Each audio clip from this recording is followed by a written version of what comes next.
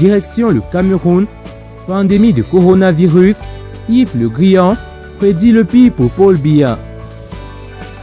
Abonnez-vous à Speedy Info. Surtout, n'oubliez pas de liker la vidéo et activer la cloche de notification.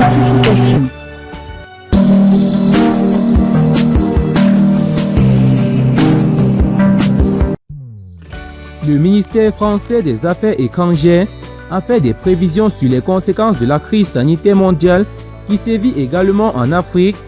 Selon le journal Émergence en kiosque, ce lundi matin, ces prévisions concernent aussi le Cameroun. Publie le journal dans ses colonnes que le ministre des Affaires étrangères français prédit le pire pour le président de la République du Cameroun. Ces sombres prévisions sont contenues dans une note du ministre français que vous retrouverez dans les colonnes du journal. Mais qu'est-ce qui peut motiver une telle prévision? D'abord, l'état des structures sanitaires du pays, car il faut dire que les infrastructures sanitaires du Cameroun ne sont pas encore équipées pour faire face à cette pandémie qui ne laisse aucune chance au pays, comme la Chine, les États-Unis ou encore la France, où les populations meurent par milliers. On n'est donc pas loin des révoltes des populations, alors que ces dernières sont depuis quelques années de plus en plus critiques envers leurs dirigeants, qui les ont souvent laissés pour compte. Rappelons que la disparition de Paul Biya est devenue l'explication de l'inexplicable.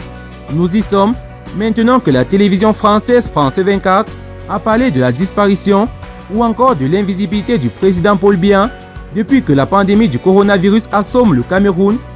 Il faut s'attendre à une riposte de la presse d'État et de la presse du palais, généralement révérencieuse, face aux puissants du Cameroun pour expliquer l'inexplicable disparition et ou l'invisibilité du grand président patriarche.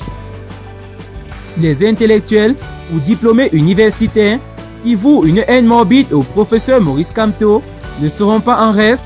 Ils viendront nous expliquer avec toute la sémiologie comment l'invisibilité du président est juridiquement ou politiquement fondée.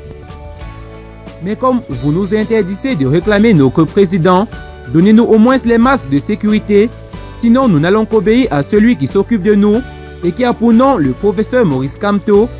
Nous lui donnerons nos argent pour qu'il nous achète les bons masques, et ce sera logiquement le droit et la nécessité, comme les autres opposants nous ont tourné le dos, a déclaré un groupe de Camerounais.